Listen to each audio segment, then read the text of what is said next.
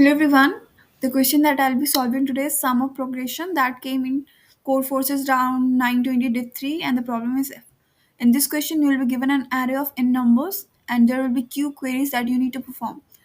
Each query will be containing three integers SDK where S is representing the first element that you need to take as the first element,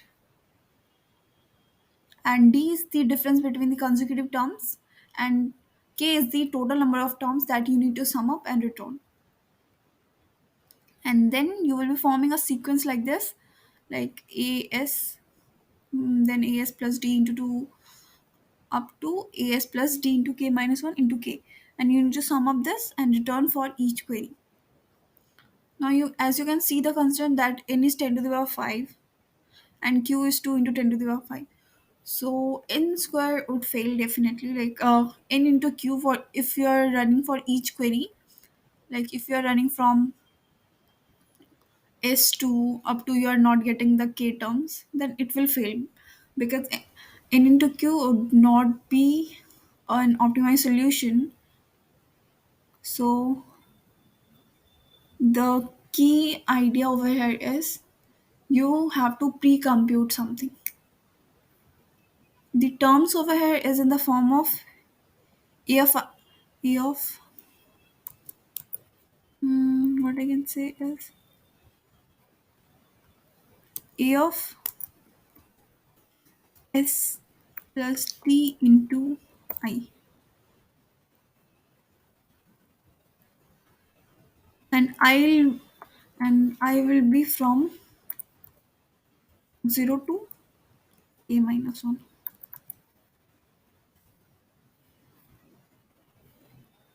Yeah, I'll be from 0 to k minus 1, and this is in the form of as plus d in a, that is the a s plus d into I.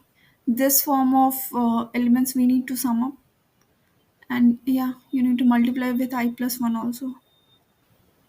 Very right.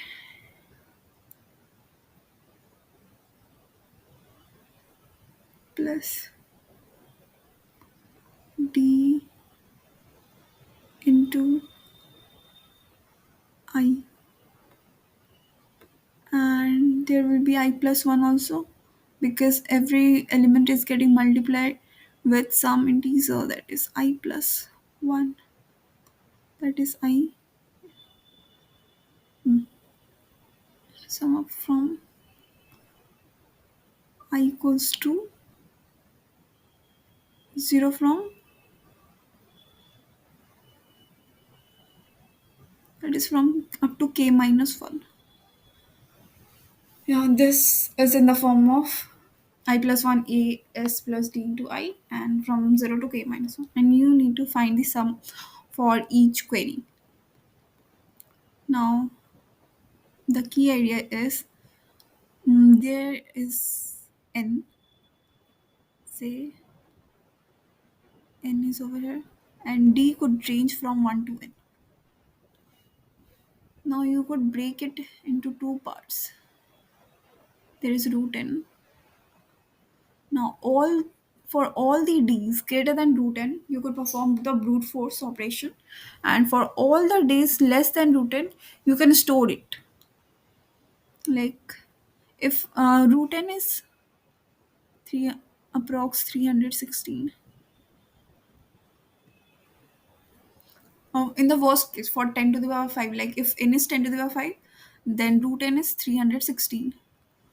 So if your d is lesser than root n, then we can pre-compute this and store it into an array, like a 2D array of n into d size, because 316 into 10 to the power 5 will not exceed 10 to the power 8. So we can store it, as well as for if it is greater than root n, then we will be doing a brute force solution.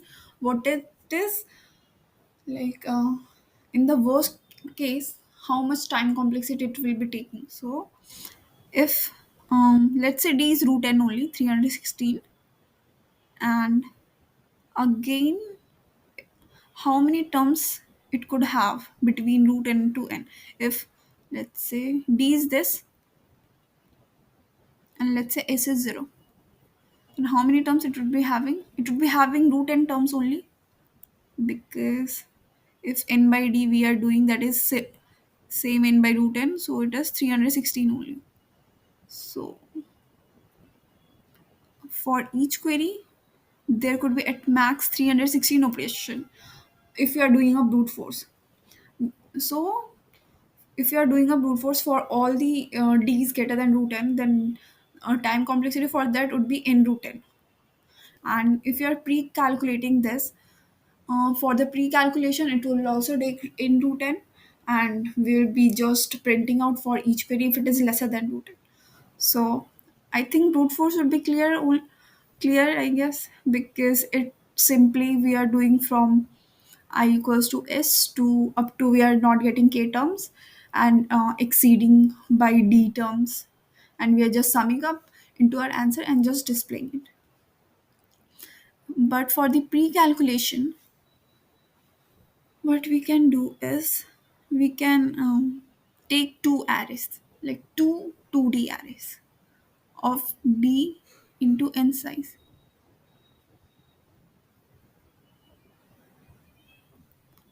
where d is from 0 to root n. So our basically the space complexity will be n root n. Now, if I explain it, like if I have a array, let's say 1, 2, 3, 4, 5, 6, 7, 8, 9, and then 10. If the d is let's say 3, so for each term we need to calculate, like if I have an array for these many terms, like I have 10 terms, so root n would be appro- if we are doing approximation, then it's 3. So we'll be having an array of size 3, because for all the days greater than 3 I'll be doing a brute force solution. Then for all the threes, and these is starting from 1, so 1 to 3 I'll be having a 3 rows, and I'll be having 10 columns for each element. So I'll be drawing in this table that is of d cross root n. I have d rows and root under n. It's not root n, it's n columns. And d is up to root n, because there are 10 elements, so it's 3 basically. Now for each element, I'll be calculating the prefix sum, how it will work. Let's say for each element, I know the value of d. So, which term this element could be? Like, if I'm standing at index 1, if my d value is 1, so this element could be the index divided by d plus 1. How it would work? Like 1 divided by, because it is at index 1, so I'll be dividing it by d plus 1. So it's in index that I'm currently standing on divided by d plus 1. It could be my second term, because the first term is 1. Because the first term is 1, so this particular term could be my second term. So by this I could follow, like this is my first term, this is my second term, and so on. When d equals to 2,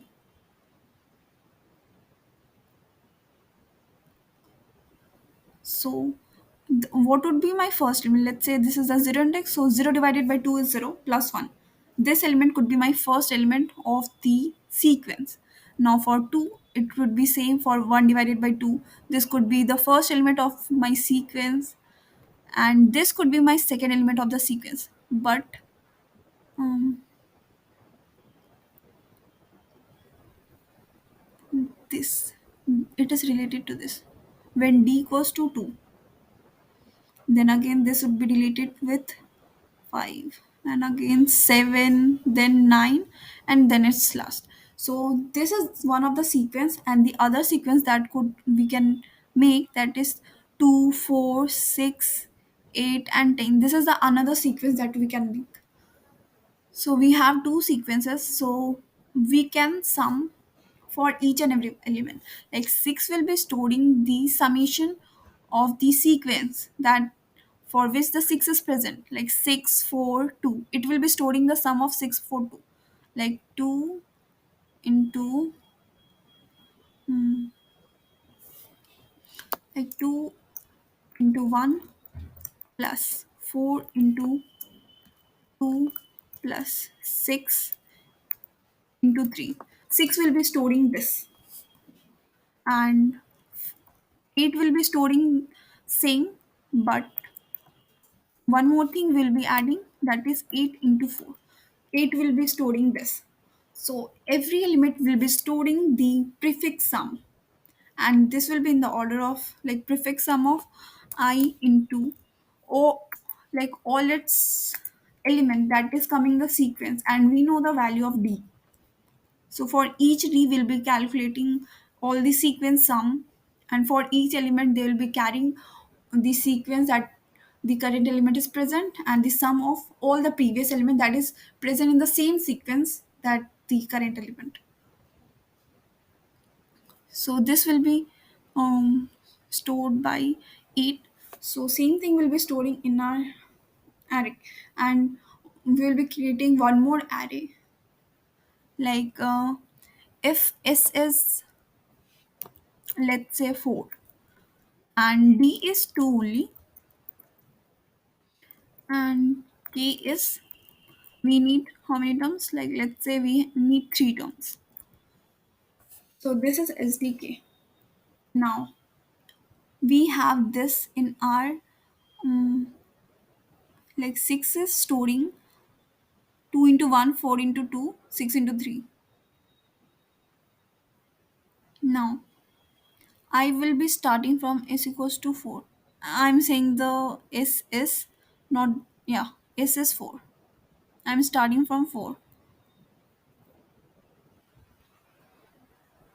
Now I have the summation like this. I need to remove this, but I have in the form of 2, 3, 4. But I want in the form of 1, 2, 3, like 4 into 1, 6 into 2, and 8 into 3. But this is in the form of 2, 3, 4. If I remove 4, 6, um, 4, 6, 8 from this, then can I get 4 into 1, 6 into 3, and 8 into 4? Um, let's say I'll be removing 4 plus 6 plus 8 from this term. But what if I want, what if s is, let's say 6. If s is 6, d is 2, and let's say k is 2. I want only two terms. I want 6 and 8 only. But 6 into 3 I have, 8 into 4 I have. But I want 6 into 1. I want I want 6 into 1 plus 8 into 2. But what I have 6 into 3. I have 6 into 3 plus 8 into 4. Now I need to remove it, like 6 plus 8 into 2. If I remove this from the summation, that then can I get 6 into 1 plus 8 into 2? Yeah, for sure. Because 6 into 2 will be removing from this, then I'll be leaving us 1 6. Then 8 into 2 will be removing from this, then 8 into 2 will be left on. So I will have the summation 6 into 1 and 8 into 2. So I can write in the form of this. But for 6 plus 8, I need to have some pre-calculation of prefix sum. That's why I need two 2D arrays. One to have a prefix sum only, and one to have a summation like this, 6 into 1 plus 8 into 2, a summation like this. So I think this thing is clear. Now if I'll show the code, then this will be more clear. Show the code. Yeah. First I have calculated a square root of n. Then I have taken just the input. After that I am running a nested loop, that is d square root, and j is for the number of elements I am having. Now for each sum, pref is just the normal prefix sum, and pref sum is kind of a sequence sum. The thing that I have said over here, like this is like the index divided d by d plus 1. We need to multiply this thing. Yeah, same thing I did over here. Like the element into j divided by j is the index of the element divided by I. I is basically d plus 1. Now for each I have calculated this. What I'm doing is j plus I. Why I'm doing this? To when I'll be subtracting of like pref of I minus pref of j. So mm, I'm just minus that the first term. I'm just removing that. So to make the subtraction more easier, I'm just doing j plus I. Like the current j plus a of j. J plus I means the current element plus I, that is the difference, the next consecutive element. Basically, what I'm doing is I'm just leaving um, 0, 1, 2. What I'm doing is if D is 1, then I'm just leaving this position and I'm just extending one. Yeah. I'm storing my summation over here. Like this summation goes over here, and this is going over here, and so on and so forth. Just I'm not using this. And for 2 also I'm not using the starting two places, and the 0th goes over here, 1 goes over here. Yeah, to make this abstraction not go index out of bound, I'm using this trick. So pref of sum ij, the current j, and the next consecutive element. For the j plus I, I'm doing aj into j divided by I, that I have told before. And this is the normal prefix sum for each and every subsequence, because I know what is d. D is representing each and every row, and for each day I'm calculating the current element plus j.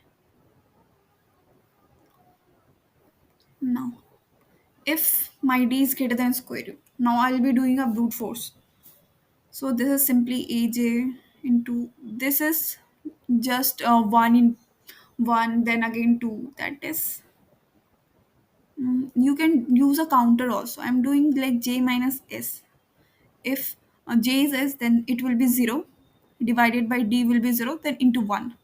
So basically aj into 1, then again aj plus 1 into 2, then again 3, so on.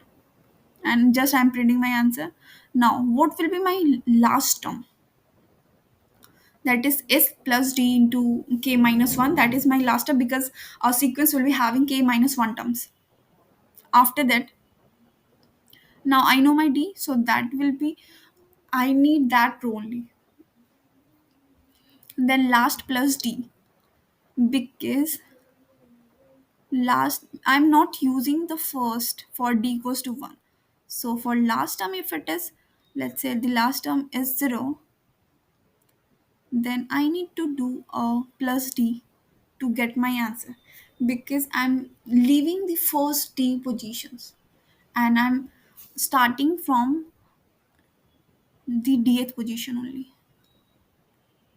Starting d minus 1 position I'm leaving. So the last term summation I can get from last plus d only. Then again pref sum of ds, that is the first term. Actually, I don't need to remove the first term. I want to include that, but first term is present in first plus d, not in first. So that is, I'm removing first. So to make the subtraction clear, I just excluded the starting d minus 1 cells. Now I'm doing just the subtraction, that the prefix sum from first to last into s by d. Why s by d? Because s is my first term and divided by d. Like over here, I have done 6 plus d, 6 plus 8 into 2. How will I know that I need to multiply it by 2? I can know from like 6. 6 divided by d. If I do that, it will be 3. But what that index is? Index is 5. If I do 5 divided by d is 2 over here, 2. What it will be? It will be 2 only. So that's why I know that I need to do is by d to subtract that. Let me make it more clear. You can do like, if it is one based indexing, then also you can do I divided by d. But you need to do minus 1. Let's say over here, mm, what I did is j divided by I plus 1. That's why I'm removing j divided by I, because I need to have one. mm, because for any sequence, let's say if I'm starting from 6, 6 into 1 plus 8 into 2, I need to have 1 then 2. I cannot have 0. I need to have 1. So that's why I'm doing a j divided by I plus 1, and I'm removing j divided by I. So I cannot remove that plus 1 part because I need that in my summation. That's why I'm removing just j divided by I part. So that's it for the video. If you find it useful, then please subscribe to my channel. Thank you for watching.